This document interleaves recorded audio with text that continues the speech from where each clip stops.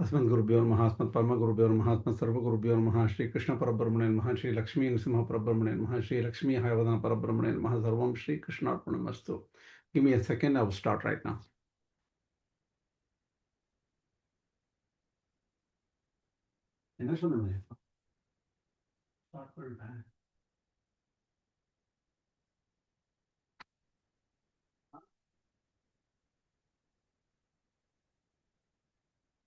What?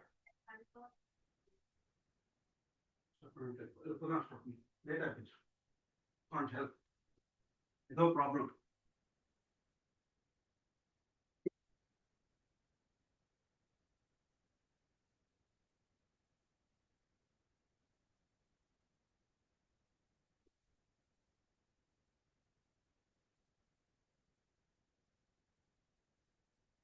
Sorry for the delay.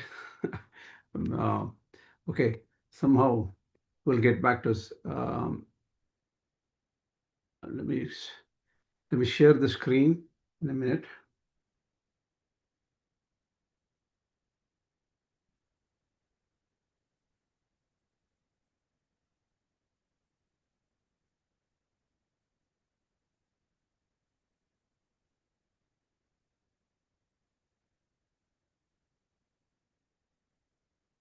You can hear me and see lecture 61 slide? Yes, yes. Excellent. Okay, we'll start this lecture without delay. Sorry for the delay. The problem is it's very hard for me in the US. Change of life, change of place, everything is a little difficult for me. Okay, this was the question asked. I'm going to answer this question and then get back to introduction to where we left in Kena-Upaniṣad and continue with it. That is the plan today. Not much. I have not prepared a lot for the Kena-Upaniṣad side of it, but there are some very important last few slides which highlights the nature of a student. What should be the nature of student? That should be understood very carefully. That's all. Last time we in lecture 57 we talked about the nature of a true teacher. What Shastra say, as wonderfully summarized by Vedanta Deshika. In this, at the end, we will look at what should be the nature of a student, ideal student's nature. That is also well summarized by Vedanta Deshika, and we will go through that section in the end of this lecture. Because I was preparing for all these things, I just totally forgot the time, so I lost about 10-15 minutes here. Sorry. So the question here is, in 6.46, that is 6th chapter, 46 shloka, a yogi is superior to the Tapasvī, ascetic superior to the Jñānī, a person of learning, and even superior to the Karmī, ritualistic performer. Therefore, O Arjun, strive to be a yogi. This is probably a translation taken from translation. It is taken here. Okay. And the question here further goes, as we know in the 6th chapter, Bhagavan describes the process of Āṣṭāṅga-Yoga. So in 6.46, yogi should mean Āṣṭāṅga-yogi. And in the next verse, he states that among the yogis, Bhakti yogis are highest. So is Āṣṭāṅga-Yoga required even for the path of Bhakti? And is Bhakti the next step in spiritual gradation? This is a good question, very relevant to the Bhagavad Gītā we studied. So it took me a while to answer it properly. Or even, the answer for this is very detailed. It's almost like you're going to summarize the entire Bhagavad Gītā here, right? So take it for what it is. I'll try to explain somewhat. There is some assumptions which are a little bit. The question is okay. A little bit the relation between Āṣṭāṅga-Yoga and Gita is a little bit complex, so it's not that straightforward. Let's go further. So did everybody understand the question? It's important for you to understand the question. Any problem with the question? I think the question was raised by Asen Yevchov. I think Asen Yevchov. I'm not getting his last name very well. Asen is his first name. He's from Bulgaria, I think. And he asked this question. Do you understand the question?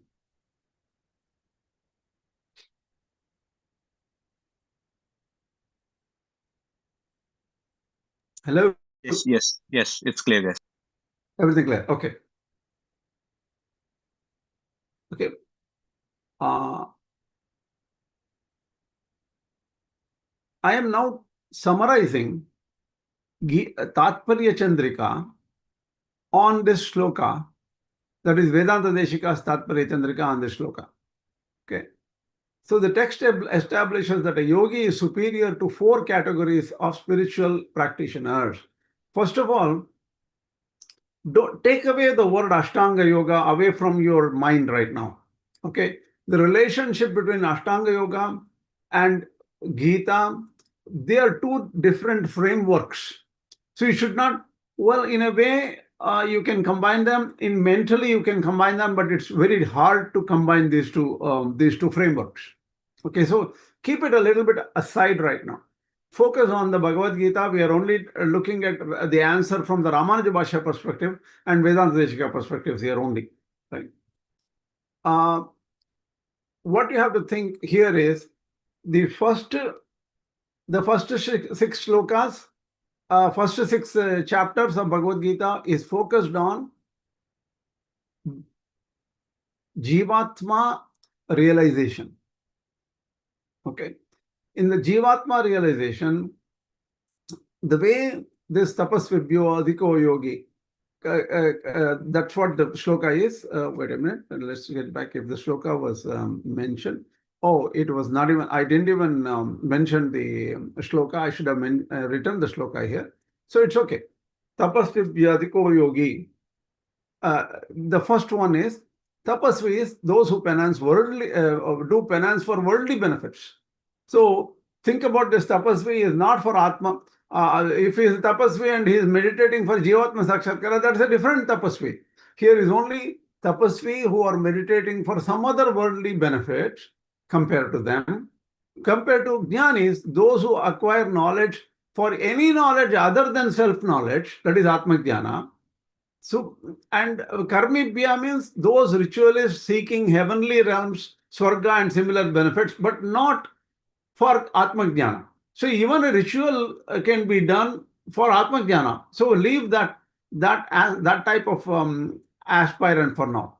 So superior to the yogi themselves. If so, thing is, there are what do you call? There are superior to yogi themselves means there are several kinds of yogi, but this is the Ātma-jñāna, the one who focused on Ātma-jñāna is a superior yogi. That's the idea here, right? Now,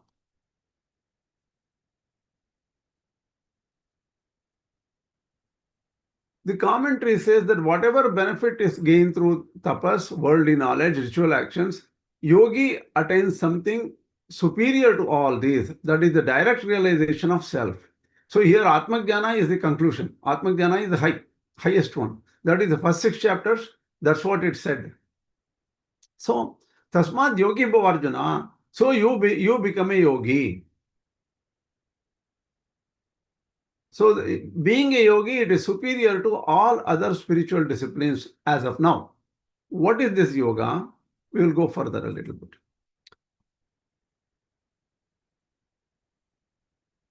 This 648 is yoginam api sarvesham madgatena antaratmanam shraddhaman bhajate yomam same yukta tamo mataha. So the thing is, among all the yogis, even beyond Ātma-jñāni, those who focus on bhakti, on worship, that is with faith, with absolute faith, worship of Kṛṣṇa, that is what is said as the highest. Beyond Ātma-jñāna, beyond realization of Atma, that's what is said here. So the grammatical clarification is yoginam. There he goes further and says, beyond all the yogis so far said in the first 6 chapters. Who are the yogis mentioned in the first 6 chapters? You have to clearly go and figure out where they are mentioned. There are 4 stages of yoga mentioned in 6.29. Okay, and so this what is said praised in 6.47 is not one of these 4 types of yogis. He is superior to all of them. So the thing is, think about those 4 stages of yoga mentioned in 6.29. A person who passes all those 4 stages is still an Ātmā-jñānī. Okay. Then in this Tasmāt yogi bhavarjuna in the 6.47 is not one of those 4 types, because there is no need for summarizing that. Thing is, here it is one level higher. He is superior to all of them. That's what is mentioned. But all of them are only focusing on self-realization or jivatma sakshatkara according to Rāmānuja. This is important for you to understand. So the most exalted is beyond all these yogis, who has supreme faith, who has unshakable faith in the Supreme Lord Kṛṣṇa. So Bhagavad Yogi and Ātmā-jñānī are compared here. So Bhagavad Yogi is the highest. Ātmā-jñānīs are lowest, but Ātmā-jñānīs are ahead or better than ascetics, and also the 4 types of meditators mentioned in 6.29. In fact, there is no difference among all these Ātmā-jñānīs. So, in fact, Rāmānuja gives a wonderful analogy. Think about different types of Ātmā-jñānīs. They are all can be graded as different types of mustard seeds. See, mustard seeds, you know how mustard seeds are. What is the Tamil name for kadugu, right? Kadugu is the mustard, right? Am I right? Yes, the kadugu. Yeah. So the thing is, in India, if you buy mustard seeds, they're smaller. And if you buy mustard seeds in the US or somewhere, maybe coming from some other place, it's slightly bigger. But they're all mustard seeds. So all the Ātmā-jñānīs can be clubbed under only the size of mustard seeds. But when you compare that with a Meru Parvata is a mountain probably much bigger than even Mount Everest. So comparison of Ātmā-jñānī and comparison of Bhakti-Yogi, kind of a person who focuses on Śrīman Narayana, Kṛṣṇa, that is the connection. That means the Ātmā-jñānīs are so low compared to Brahma-jñānīs, and who focus on Brahma-jñāna only. Because so the separation is very huge. So the highest is Bhakti Yogi, one who combines self-contemplation with devotional worship of Supreme. Say the self-contemplation is not the highest there. There may be component of self-contemplation, but it is only devotional worship of Śrīman Narayana. And all other paths, while valid, are inferior to the path of meditation of Brahman. That is the idea. Now, the question comes up here. Before we get into the next aspect of the question, we have to understand this. Do we need the self-realization to start Bhakti Yoga? We have talked about this for a long time. And in fact, I should not show this. I should not share right now. I'll stop sharing right now for a minute. There is a second aspect of the question. Do we need self-realization to get to Bhakti Yoga? This is the important aspect. Anybody want to take a try? Want to answer? I mean, when you were real meaning of. Okay, one at a time. Adiji, first you go, then I will get to Suresh again. Okay, I was just saying that you just mentioned the types of yogis as a comparison just now. Compared to them, this is the highest. Bhakti Yogi is the highest. But as per Rāmānuja Bhashya, they have to reach to the Bhakti Yogi level. They have to go through the other ones. They have to do karma first and all those things, right? It's not as if they have a choice to directly choose to be a Bhakti Yogi as opposed to being the other types of yogis, right? It's a gradual process to become a bhakta in Ramanuja system, right? Okay. Can I ask you a question, further question here? How do we know that somebody is ready for Bhakti Yoga? How does the aspirant know? The aspirant is a sincere aspirant. Let us assume it is not me, obviously. Some sincere aspirant, how does he know that he has reached the status of eligibility into serious Bhakti Yoga?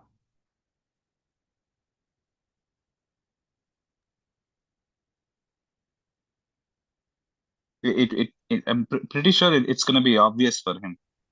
What If did you there is say? such a if devotion is to a level where the longing to attain the supreme is so much, it's going to be pretty obvious, right?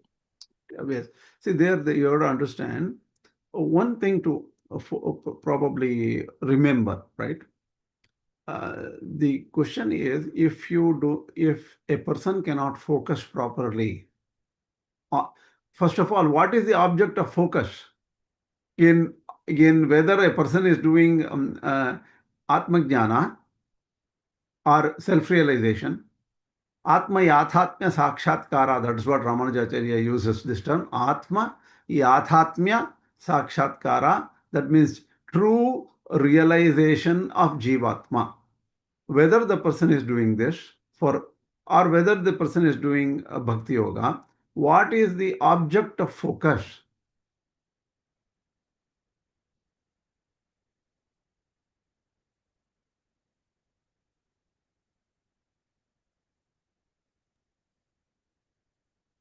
Is it the same for both the cases? It is what? Is it the same for both the cases? That's also I'm asking a question, double question here. Is it the same I for both? Is it the same for it's both? And if so, why? And how do you, and how do you describe? See, you need to have proof in Bhagavad Gītā, right? So if you say something, it has to be supported in Bhagavad Gītā. At least sincerely, just follow Rāmānuja Bhashya for now for this one, because Rāmānuja Bhashya only separates this in a very clear stratification manner, right? It clearly separates out Ātmā-jñāna and Bhagavad Bhakti and all those things. So, question is the object of focus same in both? If so, why? If not, why not? we can answer both ways. If we can say it is the same, we can justify it by saying that they are never separate. Jivatma and Paramatma are never separate. But they are very different. Rāmānuja says Meru Sarshapa. Meru Sarshapa is comparison between a huge Meru mountain and mustard seeds. That is the difference in terms of these value of these upasanas, right?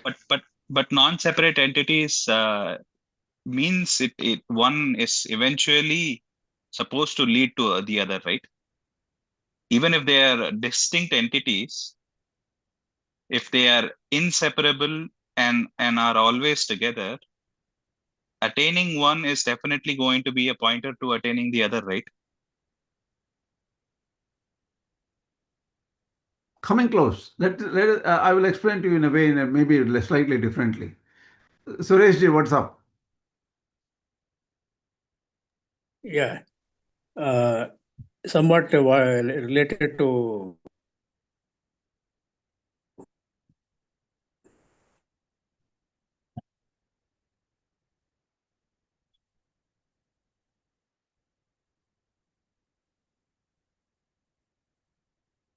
we reach a stage where we actually are not involved too much in samsara of this names and forms, then only we can have a proper focus on Bhagavan, and that comes only through self-realization. Yeah. See, the thing is, a simple answer to the question is, just I'm mentioning what I heard from Acharyas, right? Particularly Dr. Āṣṭāṅga-Acharya has said, right?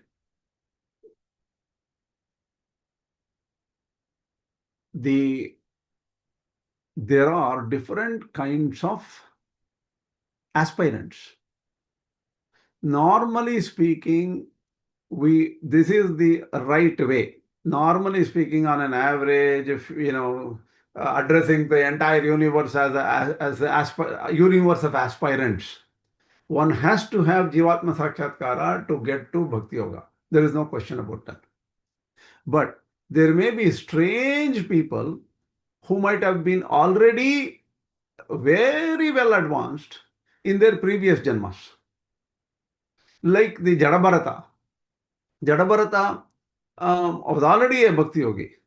Then suppose he made a mistake, he meditated on, while dying, he had the vision of the sight and focus on a little deer. And his next janma was destroyed because he became a deer. Right? But such person will still have a lot of powerful background to continue Bhakti Yoga in the next janma. Right? So, there may be some people who have prior karmas and prior practice in the prior realizations of Jivatma Sakshatkara. Those people can directly start Bhakti Yoga right when they are born, right after their few days, a few years after birth. They can start Bhakti Yoga. And they don't need Ātma Sakshatkara because it's already achieved. How do you separate out whether I have achieved Ātma Sakshatkara or not? A person who can focus on the Dhyaya Vastu. Now again the question comes up, what is the Dhyaya Vastu? What is the object of focus? Right? It's a very important point Rāmānuja Acharya mentions again and again and stresses. Whether it is Jivatma Sakshatkara, as explained in the Bhagavad Gītā 2nd chapter, the word is Yukta Asita Matparaha. Focus on me. Why? In the 2nd chapter, the situation is different. The 2nd chapter, what happens?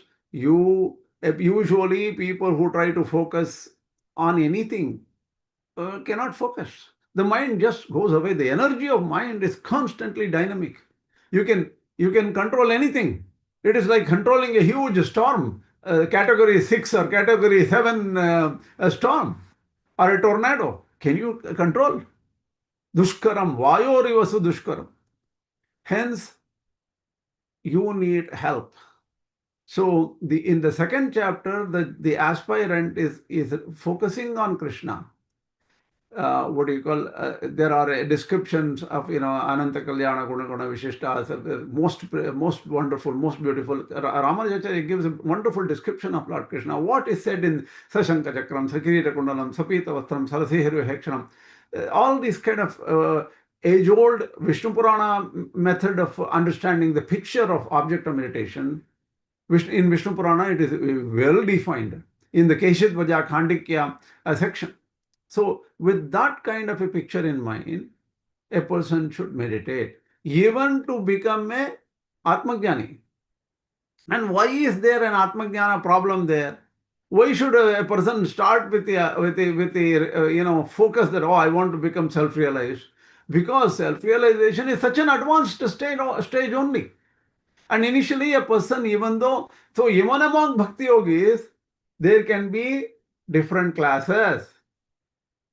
Arto, Jignya, Suratta-arthi, Jñānī, cha Bharatarṣabha, Chaturvidha bhajante mam jana sukritinarjuna. There are 4 classes of bhaktas. Out of this, there is a Artha-arthi, just get me out of this problem, man. Please help me, please help me. I need this, I need that. There are Bhakti Yogis who want to have children. There are bhakti yogis who are in deep trouble, saying that, please help me. Right?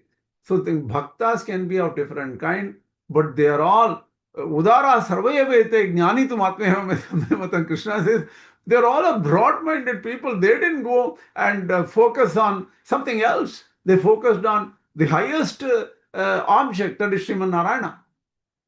So they are great. Otherwise, somebody would have gone and said, please, please give me this job, give me this job, please give me more money. They would be beggars and asking all sorts of people around them or whatever they think that the source of benefit. They would have probably fell at the feet of Indra and said, can we get me to Swarga, man? I can't live here in this place. Okay. So we have seen even lower level of people. Suppose in India, in US, San Diego is one of the best places to live, right? It's weather-wise, everything is one of the most beautiful places to live. So I've seen a friend of mine, who was transferred to New York, and he was working for the same company. He begged his boss, please transfer me to San Diego, please, please. So I remember his face. So people look for low-level fruits. And also resort to people or Indra, Varuna, all these deities who are lower level deities. So among deities there is difference, right? The Vishwarupa holds all inside. Again, the deities issue is another complication issue. I don't want to mention. I don't want to take it here. So a person has to have a traditional guru, a teacher, who has told them that this is the way to meditate. This is the object of focus of meditation for you. And yet that person has to sincerely follow that path of meditation. In the Bhagavad Gītā, Yukta Asita Matparha in the 2nd chapter is to make sure that your mind is not unstable. The mind is steady. So there Kṛṣṇa, or the meditation is done to get support from the Lord, saying that I am not able to control my mind. Oh Kṛṣṇa, help me. Then after the person focuses, then he spends a lot of time on who am I? I'm separate from all this body and all these things. Who am I? Then he gets realization of the self. Even in Dhyana Yoga, in 6.26 or something like that, there is a 6.14. I mentioned it here. Let me share the PowerPoint.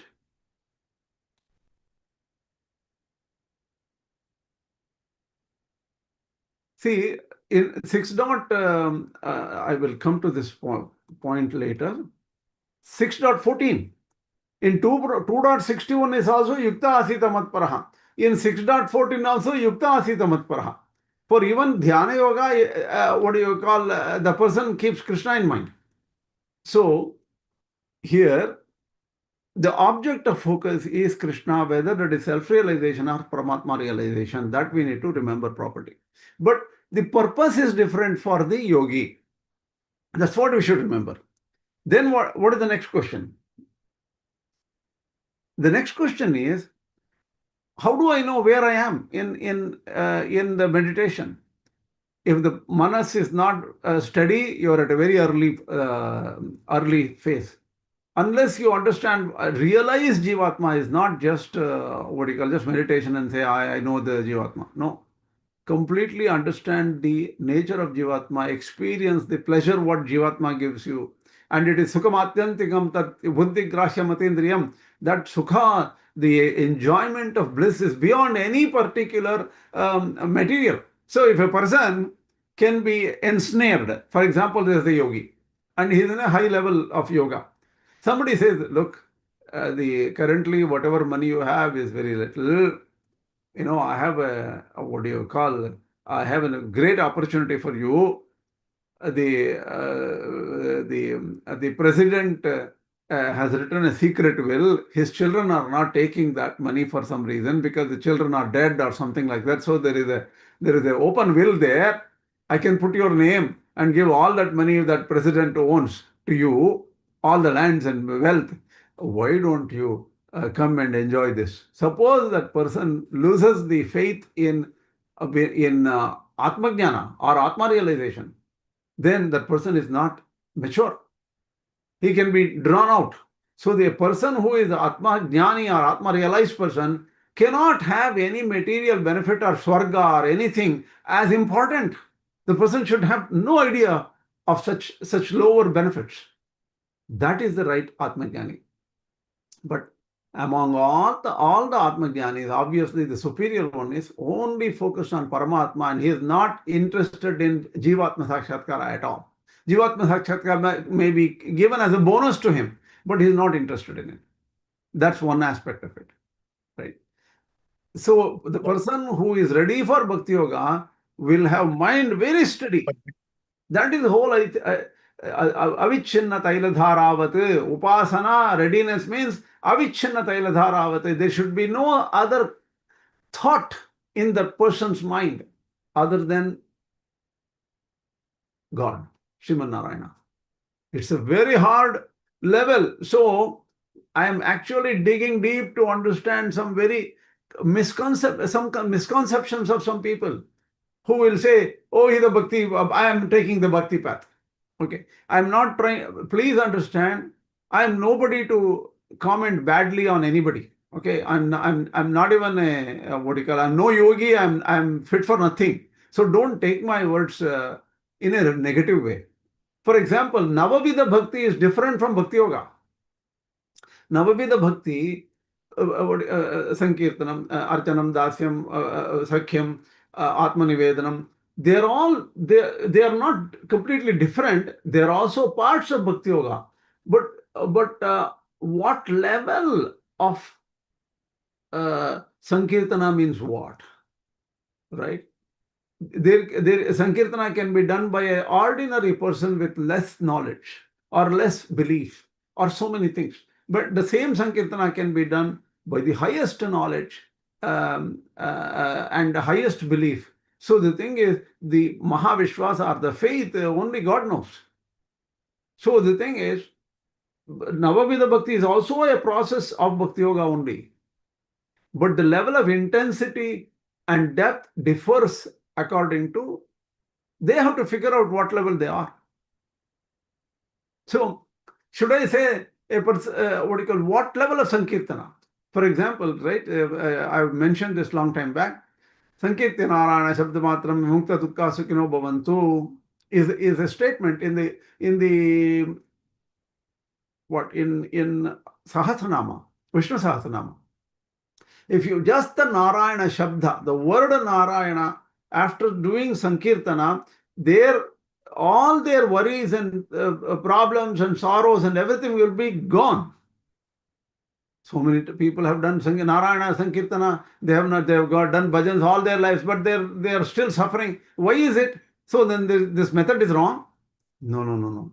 That word Saṅkīrtana, Sam means well. Kirtana means singing with the greatest amount of bhakti. Sam means bhakti. If that level is low, the person may not lose sorrows. They still have prarabdha karma. The saṅkīrtana should be taken to the level of Bhakti Yoga, then all sorrows are gone, because the person doesn't disconnect himself from the body or requirements of the body or even swarga or any benefit. So even the Navavidha Bhakti, Smaranam, Kirtanam, Vishnu, all this Navavidha Bhakti, ninefold Bhakti, that can be fit within the Bhakti Yoga. But what happens is the level of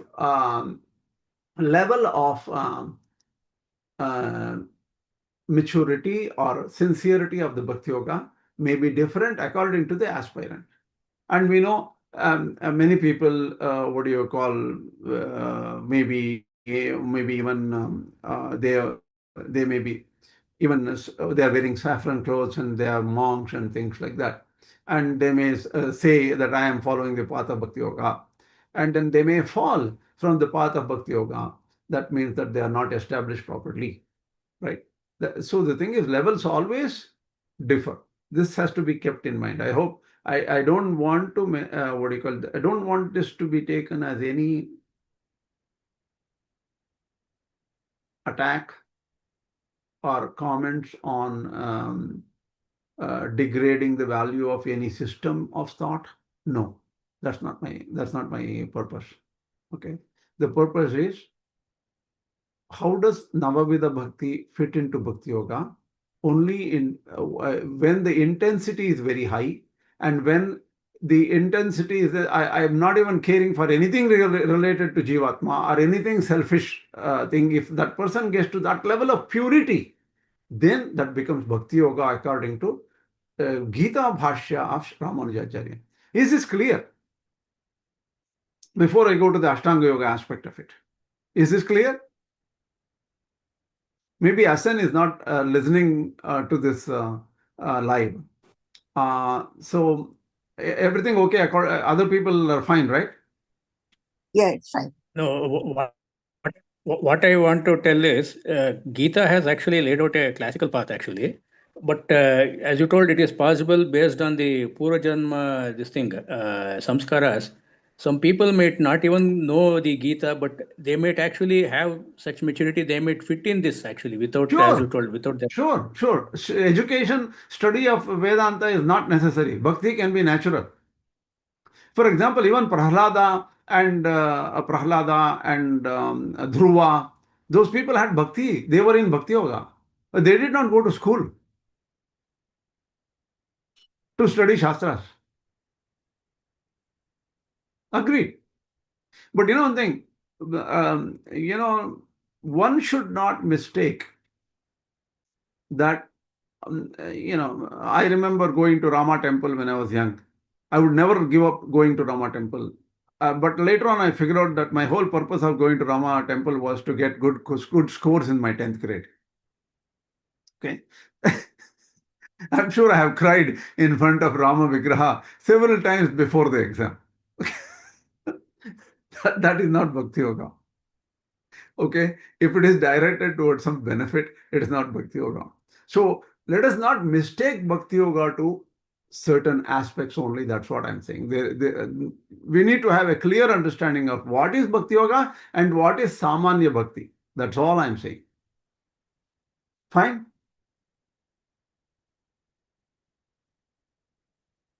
Okay, now let's take up Āṣṭāṅga-Yoga. What Āṣṭāṅga-Yoga is not really, like the 8 steps are not exactly mentioned in the Bhagavad Gītā, but it is followed indirectly.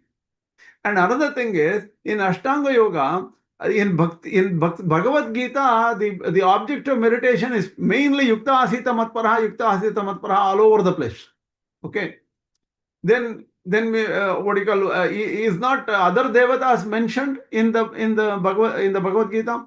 Even if the other devatas are mentioned, if you know that other devata, your namaskara, your focus, everything is going to the Antaryami, the inner controller of all deities.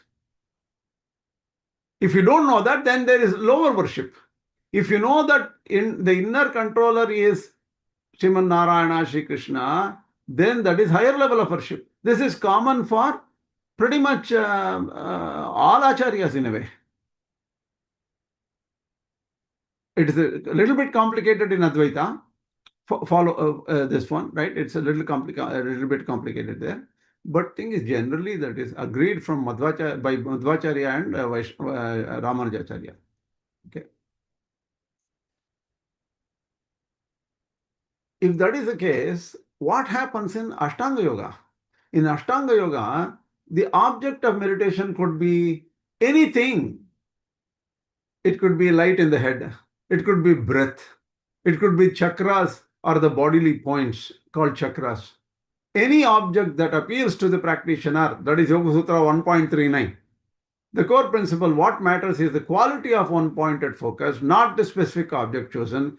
Ability to fix the mind steadily on a single point without distraction is what's essential for progressing to dhyana and samadhi in Āṣṭāṅga-Yoga.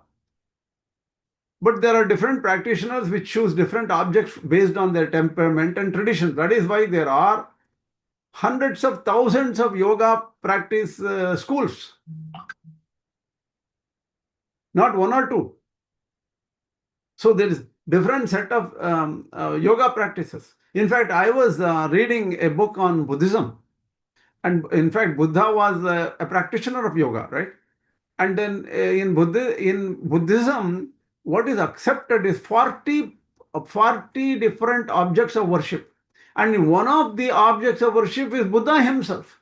Buddha is taken as object of worship, which he denied, and he said, don't do that. But the thing is, in the Mahayana tradition, that became a practice. So coming back to Āṣṭāṅga-Yoga, the Yathabhimana Mata Dhyana means whatever pleases you, keep that as an object of your focus. That's said in the Āṣṭāṅga-Yoga. Then, okay, now I'm coming back to, let's get back to that question of Āṣṭāṅga-Yoga. So Āṣṭāṅga-Yoga does not directly map, but it does map in a different way. Right? Dhyana, dharana, dhyana, samadhi, everything is mentioned. But here in Bhagavad Gītā, it is restricted, say, meditate on Kṛṣṇa only, mainly meditate on me, is very clear. And that kind of clarity may not be there in the Yoga Sutras. When Ishvara Pranidhanatva, even surrender is said in the Yoga Sutras. See, the Yoga Sutras can be applied for Kaivalya or only self-realization also. And Yoga Sutras can be applied for Paramatma realization also, depending on the object of focus. So that is why direct comparison between Yoga Sutras and Bhagavad Gita is very difficult. Let us not do that. And don't use the Yoga Sutra terminology when you're talking about Bhagavad Gita. That's all I'm saying. I hope this answers Asencho's question. Now we will go to Kena-Upaniṣad, where we left off. And let me look at my time. It is 8:38. Let's go. Why don't we finish this section, because it's very important for us to understand this basis and introduction to get to tomorrow's class. Hopefully, if I have time, I will do tomorrow's class. We'll go deeper into Sampatanga's view of Kena-Upaniṣad. Right now, in the next few slides, I will say, I will just explain where were we and summarize what was said in the last class, which is class 57, where we were talking about Sampatanga's view of Kena-Upaniṣad. So, first thing is, what drives the mind, life force, speech, sight, and hearing? That is the question in the Bhagavad Gita, in the Kena-Upaniṣad. Right?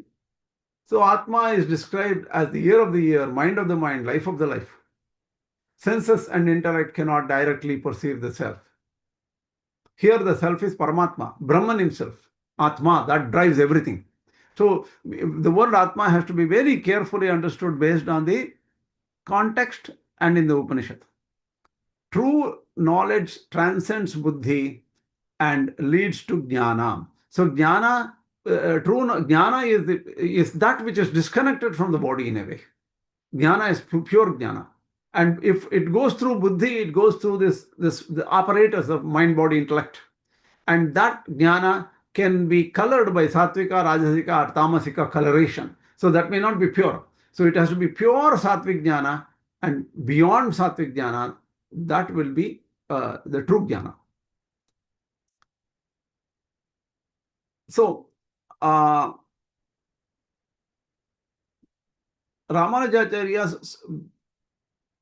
stresses that grace of Sriman Narayana is necessary for Ātma-jñāna, whether it is Jivatma-jñāna or Paramatma-jñāna. In Advaita, Ātman is Ātma-swarupa itself is moksha. That is, attaining moksha is actually denying everything else, is attainment of moksha. Denying is not mentally denying, completely realizing the denial or the pretty much the non-existence of anything else other than Atma, Brahman. Both acharyas agree, logic, reasoning, and even meditation. Upasana cannot lead to realization in Shankara Bhashya. Here also, upasana cannot lead to realization. You need something more than upasana, that is Bhagavat Kataksha or Bhagavat Prasada or the grace of Sriman Narayana. That's the difference between Rāmānuja school and Advaita school. Even in Advaita school, grace is required only for Saguna Brahmopasana. So in Advaita, if you only take Saguna Brahmopasana, then there will be no difference between Rāmānuja philosophy and Shankaracharya's philosophy. That we need to keep in mind. Now, next thing is nature of Brahman in the Kena-Upaniṣad. Brahman is beyond reason and intuition. Intuition is let us take it intuition as Ātmā-jñāna. Ātmā-jñāna is realization of self. And what Kena-Upaniṣad is saying is, your own upasana may not help you. You need to get help from the realized teachers. So if you don't get guided by realized teachers, you will not have the right realization. That's an important point Kena-Upaniṣad brings in. The verses 4 to 9, Brahman is source of all perception and cognition. That's the main key of verses 4 to 9 of Kena-Upaniṣad. And Nedam Yedidam Upasate, Brahman is not an object of worship, is the Advaita view of it. Brahman is Nedam Yedidam Upasate, according to Rāmānuja and Vedāntic and Rāmānuja Bhashya, is what do you call? Whatever you are really taking as an object of knowledge is not complete, in the sense that it is beyond what you can attain. So that is why Parama Purusha in the Purusha Sukta is taken as 1/4 of what you see in this universe. Tripadasya Amritam Divi. The 3/4 are beyond this universe. So how can you know that beyond the universe? So you cannot completely know Parabrahman. That is Nedam Yedidam Upasate, saying that it is insufficient to just have this as an object of upasana. That's how Rāmānuja Sampradaya takes it. Now comes the important point. So far we have covered everything. I'm just summarizing what we have covered. Then, very important to go and find the right guru.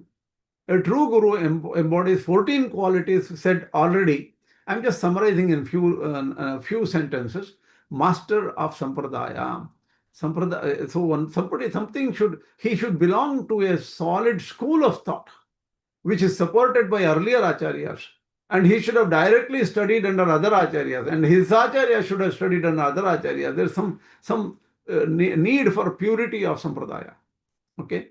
Purity in mind, word, and deed. He should not talk something, think something else, and do something else. Right? It should be rooted in sattva. We can clearly say, if somebody, wants to only enjoy something, and even though they have saffron clothes and they have mind going this way, that way, that person is not right. So the person should be self-controlled, compassionate, and truthful. Brahmanishta, steadfast in the realization of Brahman, totally absorbed in the realization of Brahman. Such gurus are difficult to combine. There may be hiding somewhere. I'm not denying anything in the modern world. And one has to look for such guru. The guru leads the seeker beyond reason to direct experience of Brahman. So see, this Upanishad teaching is very different, because it is actually realization, right? It's not something like, it's beyond what we normally experience. That's what I'm trying to say. Such teachers who have these qualities are vital for transmitting Upanishadic wisdom. Upanishadic wisdom is not easy to come by.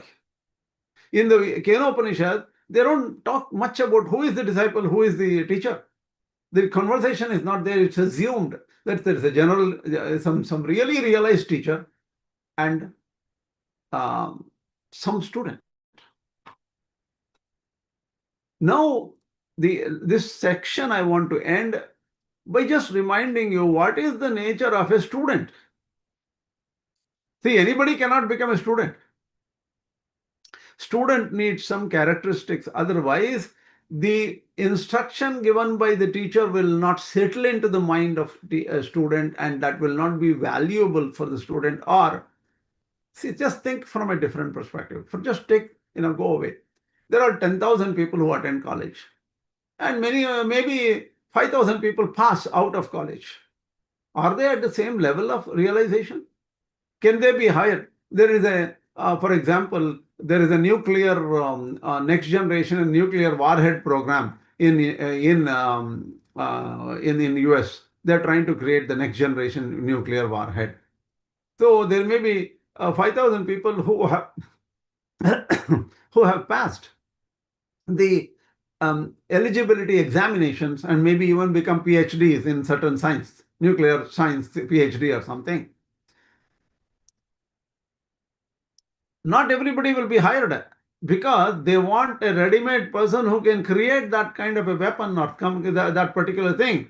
So the real student should be able to actually prove that he can do such a big thing. Similarly, in the Vedanta, the real student is who can actually get realization. So how do you know somebody is a real student? If once he gets the instruction from the teacher, within a short time, the person should be able to realize. So the proof is in the pudding. You got the result? Yeah, okay, that's good. So that is why a student should be at that level of maturity. And what is the requirement? Sadbuddhi sadhu sevi samuchita charitaha तत्वबोधाभिलाषी शुश्रूषुः त्यक्तमानः प्रणिपतनपरः प्रश्नकालप्रतीक्षः शान्तोदान्त अनुसूयुः शरणमोपगतः शास्त्र-विश्वासशाली शिष्यः प्राप्तः प्रतीक्षां कृतविदभिमतं तत्त्वतः शिक्षणीयः. This is the verse from some I don't know Sharanagata. I don't remember what thing it is. It is one of the verses of Vedanta Deshika. Okay.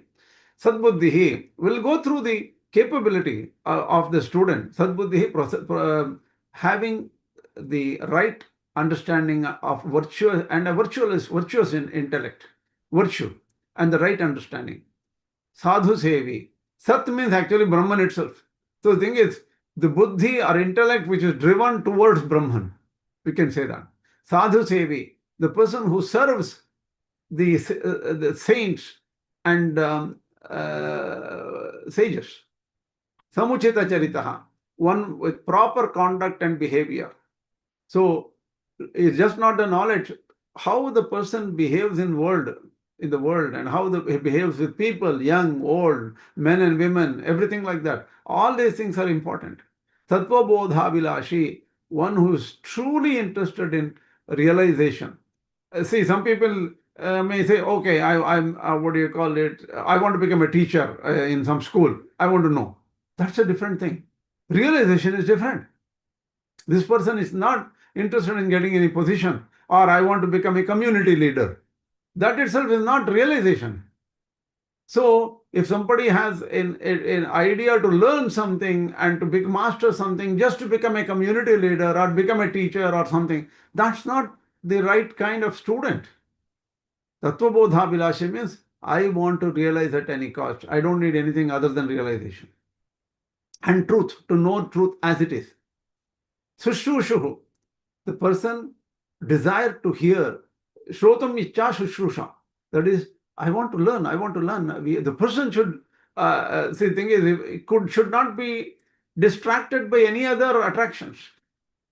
Tyaktamanaha, one who has renounced pride or ego. If the teacher corrects that person, one should not say, what does he know? He is trying to correct me? Huh? Who does he think this teacher is? That should not be the attitude.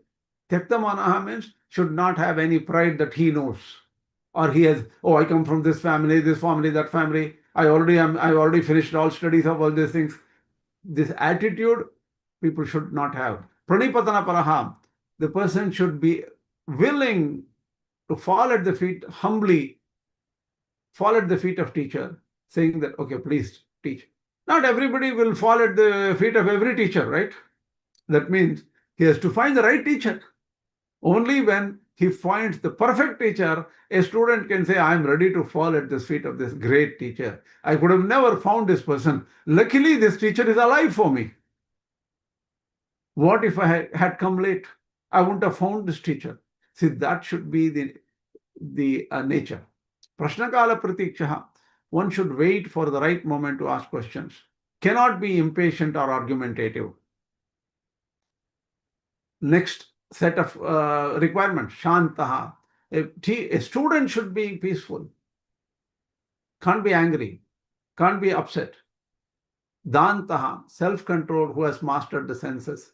Sense control should be there for student. Otherwise, the person, even for getting a PhD in some place, you have to have sense control. Otherwise, you will be distracted and you want to go parties. Anasuyuhu. The person should not have jealousy, envy, finding fault with others, nothing like that. Sharanam upagataha. One should completely surrender to the teacher, saying that I know this teacher can help. He is the right person for me. And at any cost, I will follow what teacher says. This is not easy to say Sharanam upagataha. Just going and having a ritual surrender is not real surrender. I have known, I don't want to say, what do you call, that person is sitting in front of you, that is me. I have done a lot of mistakes, refused to accept some teachings of my own teachers, and landed up in big trouble and wasted 50, 60 years of my life. So, Sharanam upagataha means truly surrender to the words of the teacher, saying that, okay, the words, he knows something which I don't know. Simple example, one of my teachers, whom I all the three teachers I really believed in, asked me not to go to America at a particular point. I said, these people have not gone to America. How can they teach me about America? So they don't even know. So I didn't, ignored their teachings and came to America. Whether it, whatever happened, that's not an issue. I'm not pointing any mistakes of anybody else who has come to America or left India or something. I'm not saying that. I had no such faith at that time. That's what I'm saying. So having total surrender is not just a ritual, but it's in principle they have to believe in it. Śāstra-viśvāsa, possessing faith in scriptures and doctrine. If you don't have Vishvasa in the Vedas, Vedika Mata, how can you even surrender to the teacher who has that realization or something like that, what is mentioned in Vedas? Śāstra-viśvāsa is very important. Why do I have to believe in the Bhagavad Gītā? Why do I have to believe in the Upanishads? If that person doesn't even believe in the Upanishads, how can that person even go further? So if that person does not have belief in the Shastra, that student should not even, that person is not the right student, first of all. Think about how being a student is not so easy here. Śiṣya praptaha. If such a disciple comes to the teacher and pariksham kritavit, the teacher should not directly look at the resume and say, okay, you are in. No. Our teacher should see, even if the Śiṣya, the student is not so qualified, oh my God, who will come to me? At least he has come to me. Oh my God, I need you. Come, I'll teach you. That should not be the situation. That is not the right way. And Kularunama Tantra says it is rare to rare to find a teacher who blows away a student by attraction. That means the student gets so attracted to this teacher, even if the teacher denies and throws him out, the student comes coming back for, oh, sorry, can you please teach me? I don't have anybody else. This should be the way teacher should be, not Śiṣya vittapahari. Vittapahari means the person who steals the money of students, or somehow he is keeping all the students who only make money from the students. So teachers are rare. Similarly, the student is rare, and the student has to be tested properly. Without testing, the student should not be taught. Because they say something, they will do something, they are not in the right path. So the true Śiṣya is like actually chiseling a raw diamond into shape and say, okay, eventually that person may become a true Śiṣya. And only one passes the exams of the teacher should be taught. Tattvata shikshaniha. That Śiṣya is worthy of instruction and teachable. So these are the characteristics of a true Upanishadic seeker or a student. Just want to make sure. How many people knew all this? I'm sure you all knew this, and I bored you for half an hour extra today. Did I? The qualities are, both the sides, they are very difficult actually, very rare. Yes. Otherwise, that is why Upanishad is direct, right? If the right Śiṣya and the right teacher comes, immediately the Tattva-jñāna comes to the state of student and he will just realize in a short time. It is like the matchstick and the right kind of surface which is not wet. You strike the match, it lights up, the fire comes, this flame is there. That should be the true nature of student and teacher. So with this, I have nothing else to say today. Tomorrow, we'll try at the same time. I'll try to make it early maybe. I'll try to prepare properly. Hopefully, we will get to that. Sorry for the delay today. I couldn't help. Swami, because of the daylight saving, I think the time has also changed now. Yes, our body has to get used to it a little bit. Yeah. No, the timings, Indian timings with the timings here in North America, it has changed now. What is the time? Oh, I didn't even realize. What is the time there? I think it's 10:30 now in India. Oh, I'm actually sending wrong messages there. That is, I think I made a mistake. Sorry, 10:30. I have to be careful. I'm sorry. Tomorrow we have Alvar Swami's class at 9, so you have to complete before that. Oh, let me carefully think about the timing and let you know how I can do it for tomorrow. Okay. Okay. All right. Namaskar. Asmat Gurubhyo Namaha, Asmat Parama Gurubhyo Namaha, Asmat Sarva Gurubhyo Namaha, Shri Kṛṣṇa Parabrahmane Namaha, Shri Lakshmi Simha Parabrahmane Namaha, Shri Lakshmi Hayavadana Parabrahmane Namaha, Sarvam Shri Kṛṣṇa Paramastu. Namaskaram. Namaskar.